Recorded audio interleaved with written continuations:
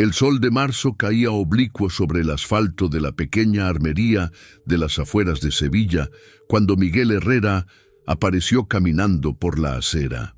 Sus pasos eran medidos, exactos, como si cada uno hubiera sido calculado años atrás y ahora solo siguiera el ritmo grabado en la memoria de sus piernas. Llevaba una camisa azul marino de manga larga, pantalones de pana gastados pero limpios, y unas botas de cuero que habían conocido mejores días, pero que aún conservaban el brillo de quien las cuida con respeto. No parecía tener prisa, tampoco parecía perdido. Simplemente caminaba hacia un destino que solo él conocía, con la tranquilidad de quien ha recorrido distancias mucho más largas en circunstancias mucho más difíciles. La armería El Cazador era un establecimiento pequeño, de esos que aún conservan el cristal empañado en las ventanas y el cartel de neón que parpadea desde los años 80. Dentro, las vitrinas exhibían escopetas de caza, rifles deportivos y toda la parafernalia que acompaña a quienes encuentran en el tiro al blanco algo más que un pasatiempo. Detrás del mostrador, Raúl Mendoza, propietario del local desde hacía 15 años, revisaba un inventario con la meticulosidad de quien sabe que cada pieza tiene un valor y un lugar específico. A sus 42 años, Raúl se había acostumbrado a tratar con todo tipo de clientes: cazadores experimentados, coleccionistas obsesivos, jóvenes entusiastas que confundían las películas con la realidad. Creía haber visto de todo. Miguel empujó la puerta de cristal y el pequeño timbre metálico anunció su entrada. Raúl levantó la vista del inventario y vio a un hombre mayor, de unos 70 años, con el cabello completamente blanco pero cortado con precisión militar. Sus ojos grises recorrieron el local con una rapidez que no parecía casual. No miraba las armas con curiosidad o admiración. Las evaluaba, las catalogaba, como si estuviera tomando nota mental de cada modelo, cada calibre, cada posición en las vitrinas. Raúl no podía saberlo, pero Miguel había identificado en menos de 10 segundos que había 3 rifles de francotirador, 2 pistolas reglamentarias, 4 escopetas semiautomáticas y un revólver antiguo que probablemente funcionaba mejor que la mitad de las armas modernas del establecimiento. «Buenos días», dijo Miguel con una voz tranquila, sin prisa, dirigiéndose al mostrador. Raúl asintió con la cortesía comercial de siempre, pero algo en la postura del hombre mayor le llamó la atención. No caminaba como los clientes habituales.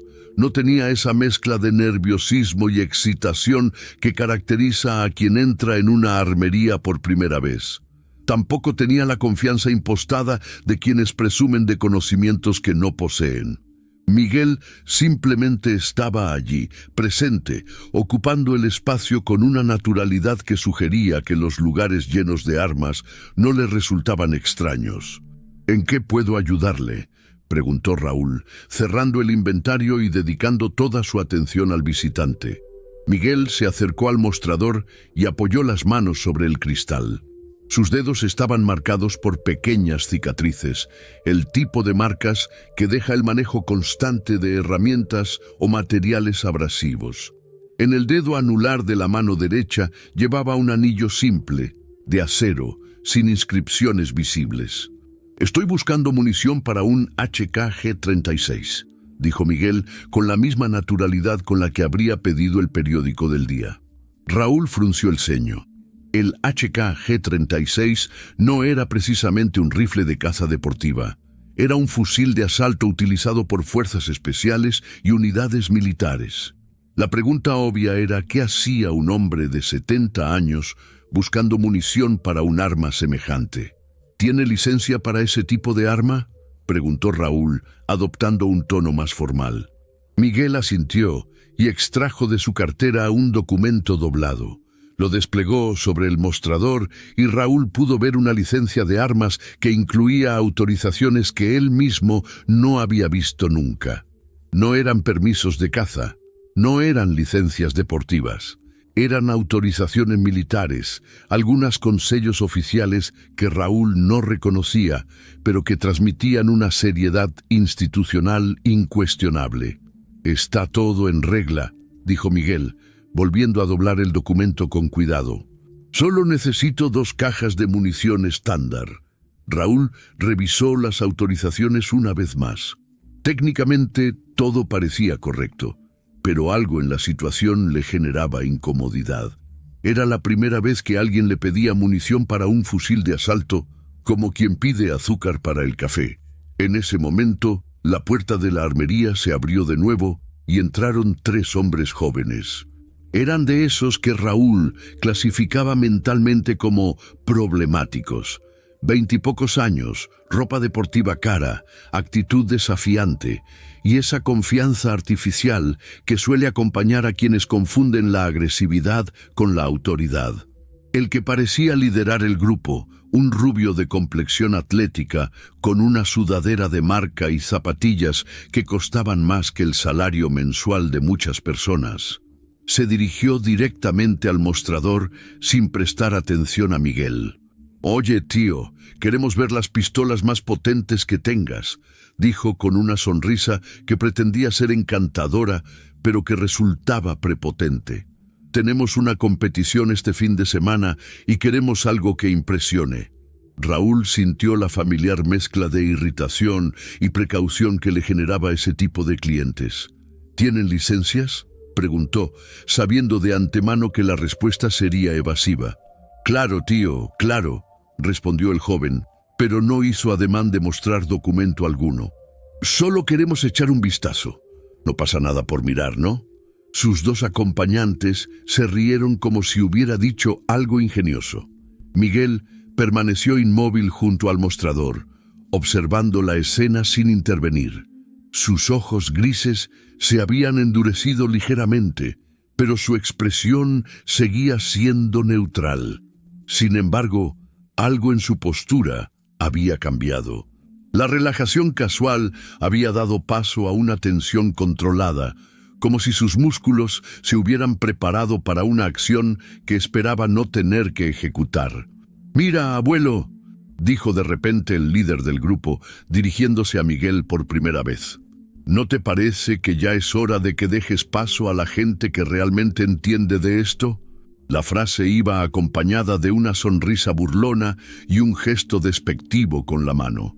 Sus amigos volvieron a reír, claramente divertidos con la situación. Miguel los miró durante un momento que se extendió más de lo cómodo. No respondió, no se movió. Simplemente los evaluó con la misma frialdad con la que había catalogado las armas del establecimiento minutos antes. Raúl sintió que la temperatura del local había descendido varios grados. «Oye, ¿estás sordo o qué?», insistió el joven, acercándose más a Miguel. «Te estoy hablando». Esta vez extendió la mano como si fuera a empujar al anciano. No llegó a tocarlo. Miguel interceptó la muñeca del joven con un movimiento tan rápido y preciso que Raúl apenas pudo seguirlo. No fue agresivo. No fue violento, fue simplemente definitivo. El joven quedó inmóvil, con la muñeca sujeta por una mano que parecía hecha de acero. «No me toques», dijo Miguel con una voz que conservaba la misma tranquilidad de antes, pero que ahora llevaba un peso que hizo que los 3 visitantes retrocedieran instintivamente. Soltó la muñeca del joven y éste se frotó la zona donde había sido sujetado, con una expresión de sorpresa y algo que podría haber sido miedo. «¿Pero qué coño te pasa, viejo loco?», gritó el joven, más por salvar la cara delante de sus amigos que por verdadera indignación. «Raúl, este tío está loco. Echa a este abuelo de aquí antes de que lastime a alguien». Raúl se encontró en una situación incómoda. Por un lado, Miguel no había hecho nada técnicamente incorrecto. Por otro, los 3 jóvenes estaban haciendo cada vez más ruido y la situación amenazaba con salirse de control. Era el tipo de problema que todo comerciante teme, Una confrontación en su establecimiento que puede derivar en daños materiales, problemas legales o simplemente mala publicidad. «Mire, señor», le dijo a Miguel, adoptando un tono conciliador pero firme, «creo que será mejor que vuelva otro día. Ahora mismo tengo otros clientes atendiendo». Era una excusa débil y todos lo sabían, pero Raúl esperaba que Miguel entendiera la situación y se marchara sin hacer más escándalo. Miguel lo miró durante unos segundos. Sus ojos grises parecían estar evaluando algo más complejo que la simple situación comercial. Finalmente asintió con una leve inclinación de cabeza. «Entiendo», dijo, y se dirigió hacia la puerta sin prisa, con los mismos pasos medidos con los que había entrado. Los tres jóvenes lo siguieron con la mirada, claramente satisfechos de haber ganado la confrontación. «Así se hace», murmuró uno de ellos. «Hay que poner a los viejos en su sitio». Raúl se sintió incómodo con la situación, pero el alivio de evitar un conflicto mayor pesaba más que cualquier consideración ética sobre la justicia del desenlace. La puerta se cerró tras Miguel con el mismo timbre metálico que había anunciado su llegada. A través del cristal empañado, Raúl pudo ver su silueta alejándose por la acera con la misma tranquilidad con la que había llegado. No parecía enfadado, no parecía humillado. Simplemente se marchaba, como si fuera parte de un plan que solo él conocía. Los tres jóvenes, entretanto, habían vuelto a concentrarse en las vitrinas, haciendo comentarios sobre las armas expuestas con la autoridad de quienes han visto demasiadas películas y jugado demasiados videojuegos. Raúl intentó volver a su inventario, pero algo en la situación le impedía concentrarse. No podía quitarse de la cabeza la imagen de Miguel sujetando la muñeca del joven. Había sido un movimiento demasiado preciso, demasiado controlado para ser casualidad. 30 minutos después, Raúl escuchó el sonido característico de varios vehículos deteniéndose frente a su establecimiento. Al principio pensó que podían ser más clientes, pero el ruido era diferente, más coordinado, más oficial. Se acercó a la ventana y lo que vio le heló la sangre. 4 todoterrenos negros habían rodeado completamente la armería. De ellos descendían hombres vestidos con uniforme de combate, cascos, chalecos antibalas y armas que Raúl reconoció como fusiles de asalto de última generación. En el pecho de sus uniformes se podía leer una inscripción que le resultó familiar. MOE, Mando de Operaciones Especiales, la unidad de élite del Ejército de Tierra español. Los tres jóvenes, que hasta ese momento habían estado bromeando sobre las pistolas expuestas, se quedaron petrificados. Raúl sintió que sus piernas se convertían en gelatina. A través del cristal empañado, pudo ver que los operarios del MOE se desplegaban con la precisión de una coreografía militar perfectamente ensayada. No había prisas, no había gritos. Solo movimientos calculados y coordinados que transmitían una eficiencia aterradora. Uno de ellos, que parecía ser el comandante de la unidad, se acercó a la puerta principal. No la abrió inmediatamente. Esperó unos segundos, como si estuviera dando tiempo a que los ocupantes del local asimilaran la situación. Cuando finalmente la puerta se abrió, el timbre metálico sonó como una campana funeraria. El comandante entró con paso firme, seguido por 2 operarios que se situaron estratégicamente cerca de las ventanas. Era un hombre de unos 40 años, con el rostro curtido por el sol y los ojos que habían visto demasiadas cosas como para sorprenderse fácilmente. En su pecho, además de la insignia del MOE, llevaba una placa con su nombre: Capitán Morales. Se dirigió directamente a Raúl, ignorando completamente a los 3 jóvenes que parecían haber quedado convertidos en estatuas de sal. «¿Es usted el propietario de este establecimiento?», preguntó el capitán Morales con una voz que no admitía respuestas evasivas. Raúl asintió, incapaz de articular palabra. Necesito que me confirme si hace aproximadamente 30 minutos estuvo aquí un hombre mayor, cabello blanco, unos 70 años, que pidió munición para un HK-G36. La descripción era tan precisa que Raúl sintió un escalofrío. ¿Cómo podían saber esos detalles? ¿Quién era realmente Miguel Herrera? Sí, estuvo aquí, logró articular Raúl con la voz entrecortada, pero se marchó, no le vendí nada. Hubo un malentendido con otros clientes y decidí que era mejor que se fuera. El capitán Morales asintió, como si esa información confirmara algo que ya sabía. Se dirigió hacia los 3 jóvenes que permanecían inmóviles junto a las vitrinas. ¿Ustedes estuvieron involucrados en ese malentendido?, preguntó. No era realmente una pregunta, era una confirmación. El líder del grupo, el mismo que había empujado a Miguel, intentó recuperar algo de su bravuconería anterior. Oye, tío, no sé qué está pasando aquí, pero nosotros no hemos hecho nada malo. Solo echamos a un viejo loco que se estaba comportando de manera agresiva. Su voz sonaba mucho menos segura que 30 minutos antes. El capitán Morales lo miró con una expresión que no revelaba nada, pero que transmitía una autoridad que el joven nunca había experimentado. ¿Saben ustedes quién es el hombre al que acaban de llamar viejo loco?, preguntó el capitán. Los 3 jóvenes intercambiaron miradas de confusión. Claramente no tenían ni idea. Raúl tampoco, pero empezaba a sospechar que había cometido un error de proporciones monumentales. El capitán Morales se acercó a la ventana y señaló hacia la calle, donde Miguel Herrera había aparecido de nuevo y caminaba tranquilamente hacia la armería. Ese hombre, dijo el capitán, es el comandante Miguel Herrera, veterano de las operaciones en Afganistán, Irak y África. Ha sido condecorado con la Cruz de Guerra, la Medalla al Mérito Militar y la Cruz de San Fernando. Ha salvado más vidas de las que ustedes podrían contar en toda su existencia. Y hace una hora recibió una llamada de emergencia del Estado Mayor informándole de que había una posible amenaza terrorista en esta zona y que necesitábamos su colaboración inmediata como consultor en armamento especializado. El silencio que siguió a estas palabras fue ensordecedor. Raúl sintió que el suelo se abría bajo sus pies.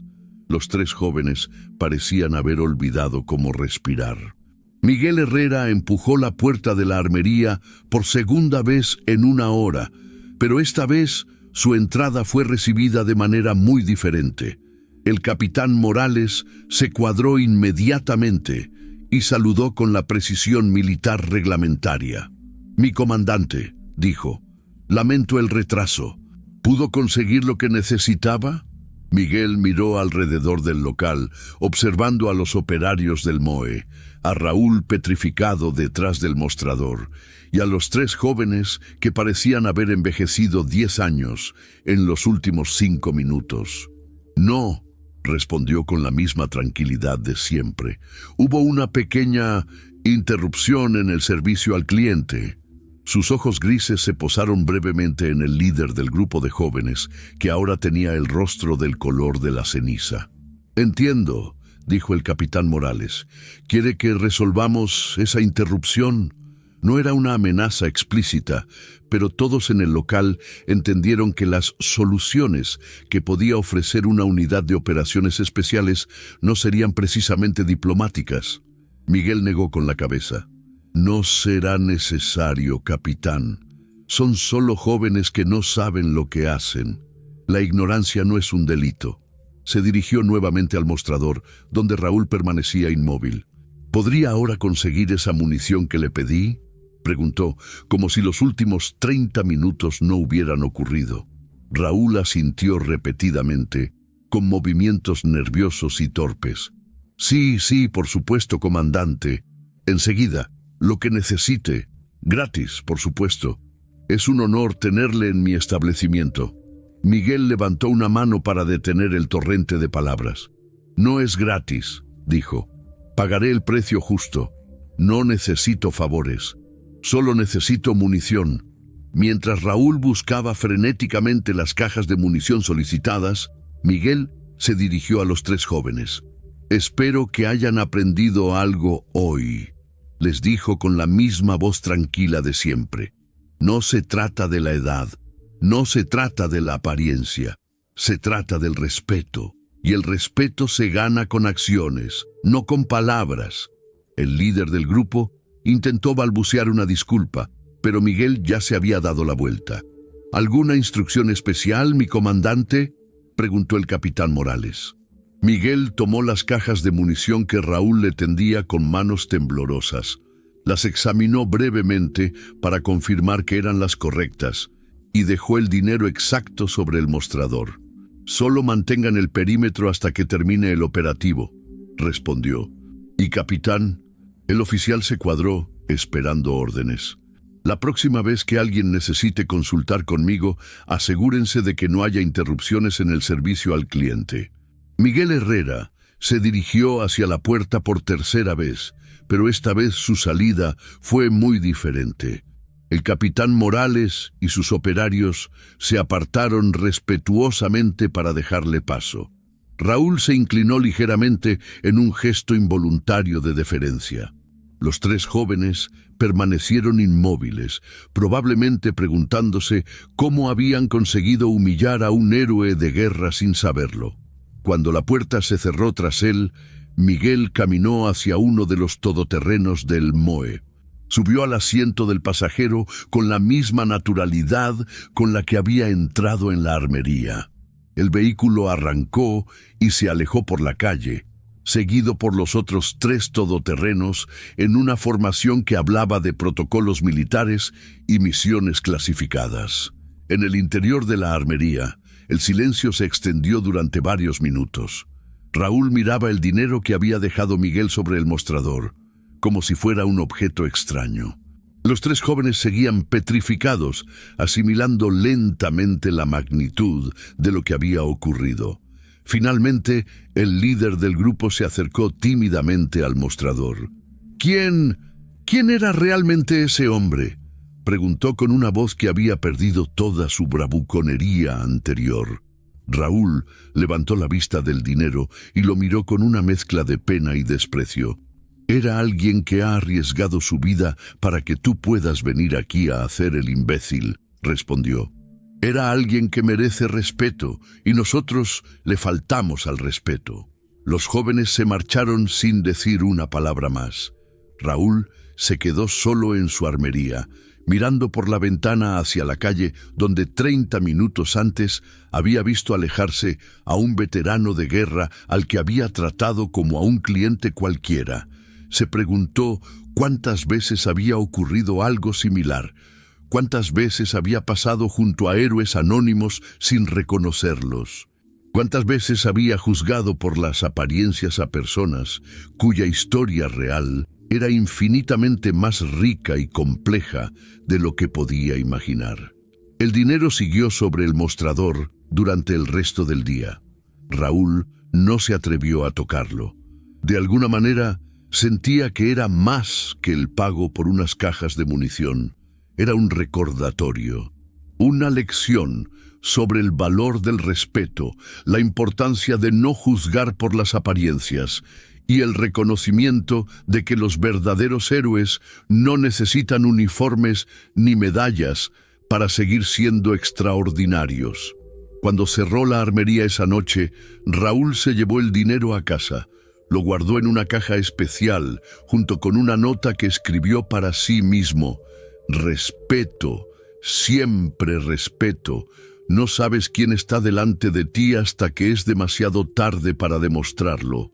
Era una lección que esperaba no olvidar nunca, y cada vez que veía pasar a un anciano por la calle, se preguntaba qué historias extraordinarias podían esconderse detrás de esos pasos tranquilos, esas manos marcadas por la experiencia, y esos ojos que habían visto más de lo que cualquier joven podría imaginar. La armería El Cazador siguió funcionando normalmente, pero Raúl cambió su manera de tratar a los clientes, especialmente a los mayores, especialmente a aquellos que, como Miguel Herrera, Llevaban en su postura y en su mirada las marcas invisibles de quienes han servido en silencio, han protegido sin buscar reconocimiento y han ganado el derecho a ser respetados simplemente por lo que son, no por lo que aparentan.